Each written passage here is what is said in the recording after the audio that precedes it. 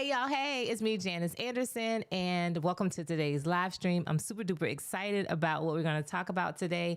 Today, I'm going to share with you 3 ways that pushing through is actually slowing you down. How pushing through, like if I can just push through, if I can just get it done, while that's really sucking the life and momentum out of what you have going on in your life. Now, in today's live stream, I want you to go ahead and get a pen, piece of paper, tag someone that's a woman of influence, someone that is a leader in your life or a leader around you who's looking for ways to gain and maintain momentum during seasons of transition. Yes, you can gain and maintain momentum even in the midst of transition. So if you think this is going to be beneficial, tag them below, write their name below, even if you're watching the replay, and let's get this thing started. I would love for us to normalize exponential and abnormal success and progress, even in the midst of seasons of tension, transition, and intense opposition. Did you hear what I said? Let's normalize, abnormal and exponential success. You don't have to just settle for what you had before. You don't even have to settle for what everyone else thinks is possible. Like with this, you don't have to settle for what is reasonable given your current circumstances. You ever felt like that? Like, this is reasonable considering blank, blank, blank, blank, blank, you fill in the blank. If you're ready to break through what's reasonable and have exponential and abnormal success without striving and progress in the midst of transition, this live, I'm going to help you. So here's what I know. Many times when we're going through seasons of transition and tension, and we're in this season of stretching and becoming, the next version of ourselves, many times we settle for, if I can just make it through. Because that's what everybody else says. You know what? Just, all you got to do is just get through this. And so we are in that place of, if I can just get through this space, if I can just get through this season, if I can just get through this month, if I can just get over this obstacle, this hurdle, then I'll be smooth sailing. If I can just keep my head above water. And I don't know about you, but I have mastered keeping my head above water.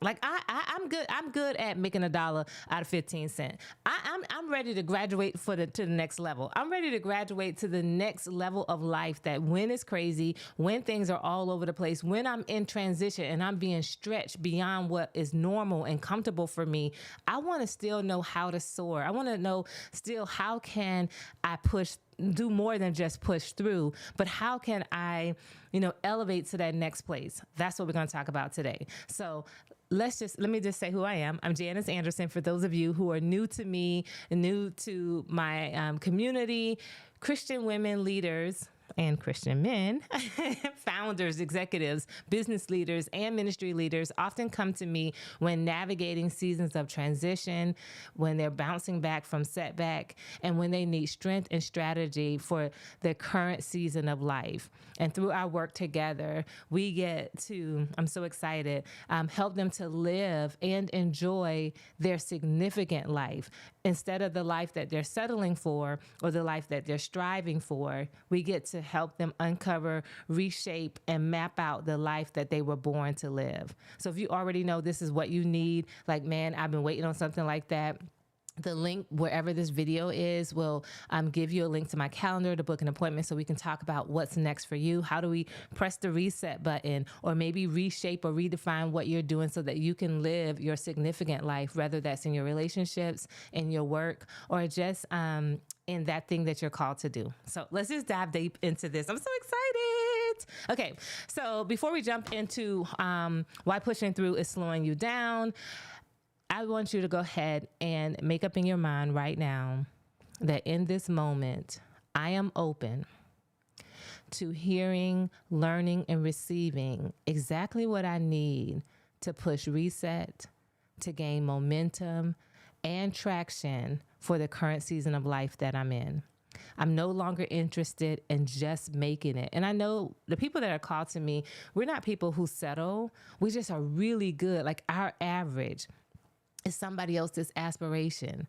So what may seem like settling for us, somebody is dying to have that. Like, well, if I could just have that. But if you're not playing full out, if you're not exactly where you want to be, that, if like the way this is going, you're meant for more, but you're really not quite sure how to do it. If you're in that place and you're like, you know what, but let me just put my head down and push through, and you're ready to stop that, go ahead and book your call. Let's get on the call right away. Because I'm going to tell you, the moment that one of the things that really settled in for me, that caused me to shift out of this mindset of let me just push through, let me just power through, let me just get it done, was really being in a sacred and safe space with someone who saw me, someone who's been where I was before, but they saw me and they saw that what I was doing wasn't going to get me where I wanted to go. And what I was doing was going to keep me right where I am or just slightly above where I am. And rather than let me settle for pushing through, they showed me how to do the things I'm going to talk about today. So many of you may not know this, so I'm going to share this little image with you. Hold on. But in my former life, I was a basketball player. Yes, that little skinny girl right there, she played basketball. I played basketball for 14 years. Yeah, for 14 years, I played basketball, played all through middle school, all through high school, and in college. I played a little bit after college as well, so maybe that's a little bit over 14 years. And when I played basketball, I played as a power forward, and most people underestimated me because I was tall. I tried to beat the odds. I make sure that I look cute. You know, these days, all the athletes, you know, they got lashes and extra hair. You know, their wigs be glued down. They look real good. Back in my day, you know, we looked like we was ballers unless it was me, you know, curling my hair and, you know, putting on lipstick to go play basketball. And so people often underestimated me because of how thin I was. I was tall, but I was thin, and but I was really powerful. And I remember when, because I played basketball and I wanted, just like with every other area of my life, I wanted to do the right thing. I wanted to get it right. I was always trying to make sure I understood the rules and I knew to a T what the play was. Like if I could just get the play, And then in the game, I just wanted to remember the play. And so if I knew the play and I knew the rules, I could win the game. But then there comes a time in your life where you run in the play. Like you run in the play, and guess what? The play is not even necessary. The play doesn't go on with what's going on the court. You know, today we talk about whether or not people have ball sense. Like if you have ball sense, you got the play in your head, but your basketball sense says, oh, I need to go a different way because the defense have moved. That's why I'm going to get into point number one. Point number one is why pushing through is slowing you down, is because when you push through because you run in the play, you get the ball, you turn, you dribble to the basket because that's the play. You get the ball, you turn, you pass it to the wing because that's the play. You get the ball, you look, and then you throw it because that's the play. Except for when you're not pushing through and you're not so set on running the play, the first thing you do is you pull up. You get the ball, you maintain your dribble, you pull up. Because when life happens, rather than push through, take a minute, hold your head up. When you hold your head up, you can see the floor. When you hold your head up, you can see where all the players are. You can see where the defense is. When you hold your head up, you can see, you know, that lane coming through. You can see, oh, there's a pass right there that we didn't anticipate. When you hold your head up, you can see the person that's caught off guard. So the first thing we do when life happens, we're in the midst of a season of transition, is not to look at all the things that are on our plates, all the things that are coming our way, all the ways that life is happening to us. And let me just power through. Let me just power through. If I can just get it done, I can get it done. You look at your to-do list. I just got to get it done. No. Pull up. Pull up, pull up, pull up. I know this is the list, but let me pull up for a minute. And then pulling up, you just take a minute, pull up, and you pause. Pull up. You're still moving. You still got momentum. You're still intending on moving in the direction of your goal, but you decide to pull up and kind of reflect a little bit, kind of have like a Selah moment. Like, okay, now that this is going on, now that I see what's on the court, now that I see what's ahead of me, you know what? I may do something a little different. I'm just going to pull up a minute. Somebody needs to pull up. Somebody needs to pull up in their life instead than just keeping their head down. I was on the phone with a client today, and he called, you know, he texted and was like, hey, SOS. I know I said I work with women, but I also have some clients that are men. And he said, I got an SOS. You got a minute? And I'm like, yes, I actually do. What's up? And so he's like, what do you do when you're overwhelmed?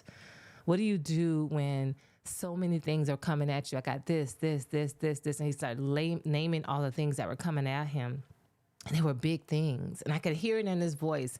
You know, he's a strong man. He's a go-to man in his circle. A go-to man for his wife, his kids, and his clients.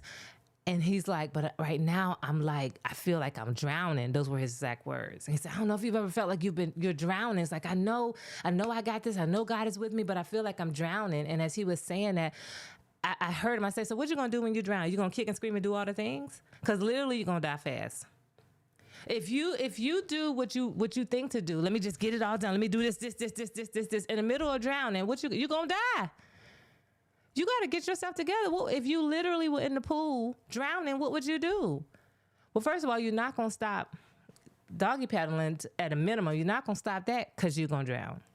But you're not going to be beating fast on the water, wearing yourself out, or you're going to drown. And you ain't going to yell and scream because then water going to get down your throats and you're going to drown. So what you going to do? And as I told him that, because I know he was expecting me to come like, I feel you, I understand. I ain't had that. That wasn't in me today. I was like, hold up, pull up. Where you at right now? I feel like I'm sinking. What can I do? When I feel like I'm drowning, what do I know? If I don't know nothing else, what do I know? In this moment, I want to ask you, what do you know? What do you know concerning that situation that you're facing, that you heads down, you're trying to make it happen. I'm going to do this, I'm going to do this, I'm going to do this. Stop for a minute. Pull up. What do you know? What can you see? For those of you who are praying people, and I'm called to people who pray, this is where you pull up and say, Lord, help me to see what I cannot see. Help me to see the possibilities that's before me. That's why you pull up. You pull up and then you pause for a minute.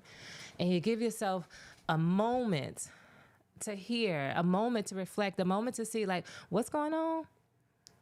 What are my options? See, when you pull up and you pause long enough to see the possibility, you realize that you have more options than what you thought. So I was talking to my client today, and we just pulled up and we paused and we started looking at what was really in front of him. We realized that this wasn't an option. This wasn't an option. That was no longer an option. That wasn't an option. And then we just went through, but do you have any options? And he was about to say no. And in the cut, in the corner, on the baseline, almost behind the basket over there was an option. But when you head down, go back to my dribbling analogy, and you're going so hard running the play. And I am a rule follower. So I'm a follow the play type of girl. But sometimes you following the play so hard that you're about to sabotage everything because you made no room to adjust the play for what's going on. So I want you to pull up. I want you to pause, see the possibility. And the third thing I want you to do is, what is it? I want you to pivot. Like when you pausing, you can pivot. Y'all know that when you are pausing, like you're not standing still, you still have a pivot. You get to kind of move around and see. You get to weigh your options. You get to see, okay, this is what's possible. This is what's possible. This is what's possible. Now I get to make a decision. I know when I first started this thing, we were going to go this way, but now this has happened. And so since this has happened, that's no longer an option. And that option is out. Okay, no problem. When I first started, this is where I was going to go, and I was going to leverage this person. But then guess what?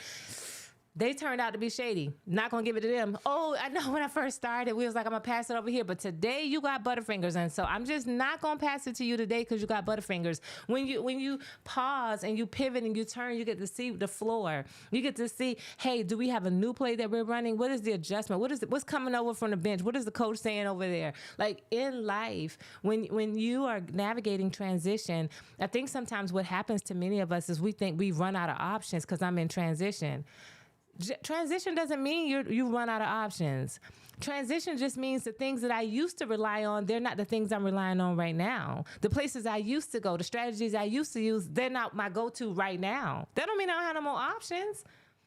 Just last week, in my business, I felt like, I messed up the play. As I'm thinking about it, I'm like, oh, Janice, I messed up the play.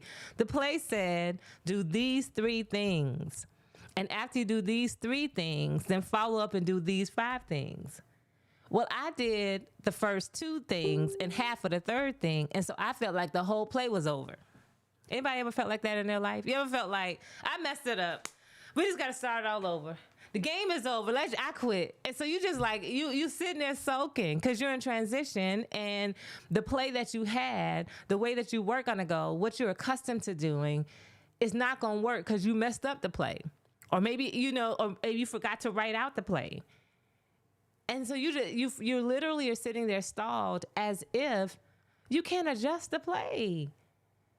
I just want you to pull up. Like sometimes our head is down. Sometimes you're not. Your head's not down because you're dribbling, and you're so busy moving and making things happen. Sometimes your head is down because you're soaking.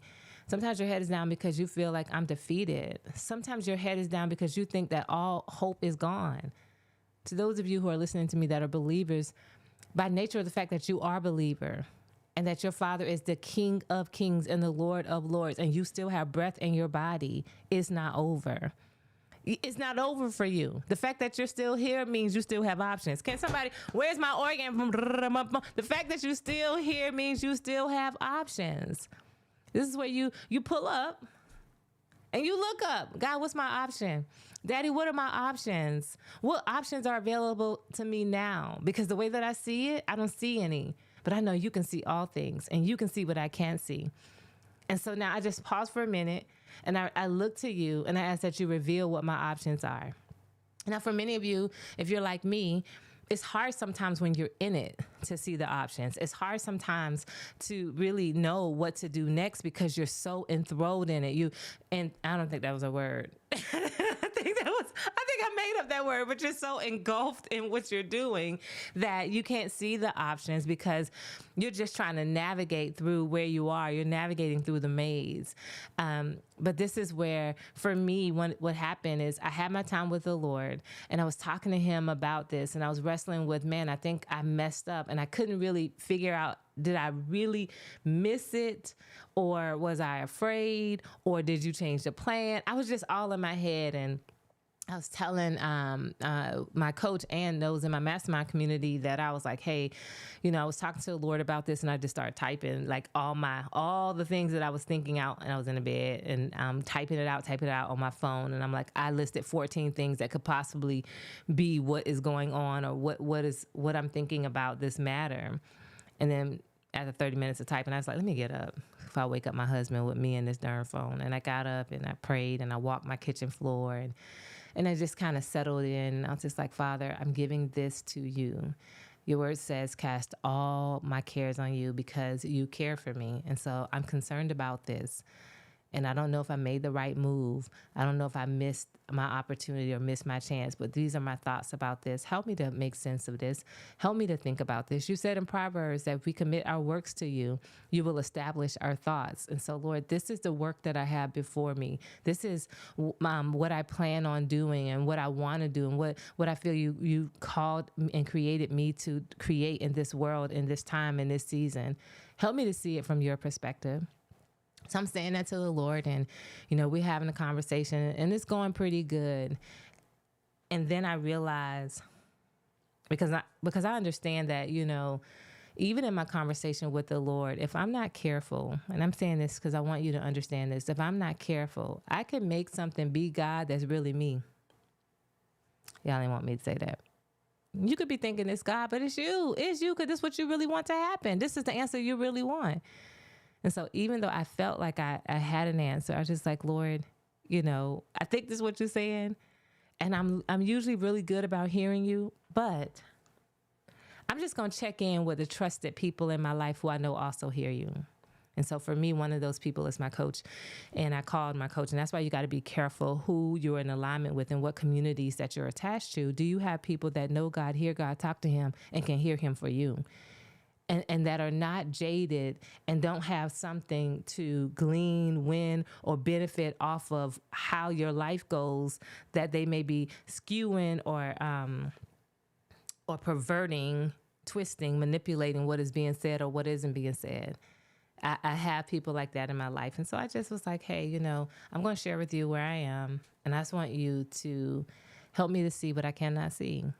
So there may be this is what I see. Is there anything that you see that I don't see? And it was such a beautiful exchange. And it was such a beautiful moment. It was challenging. Let me just not lie. It was challenging. It was hard. She told me something I did not want to hear, but she was able to see what I could not see. And in her seeing what I could not see, I was able to make a different decision. So I want to invite you to really reconsider how you're showing up in your life, especially if you're in a season of transition. If you know things are not what they used to be, and you're in between where you once were and where you know that you're destined to be, your next place, your next level, then I want you to consider, instead of pushing through, pull up. And as you pull up, I want you to pause and see the possibility.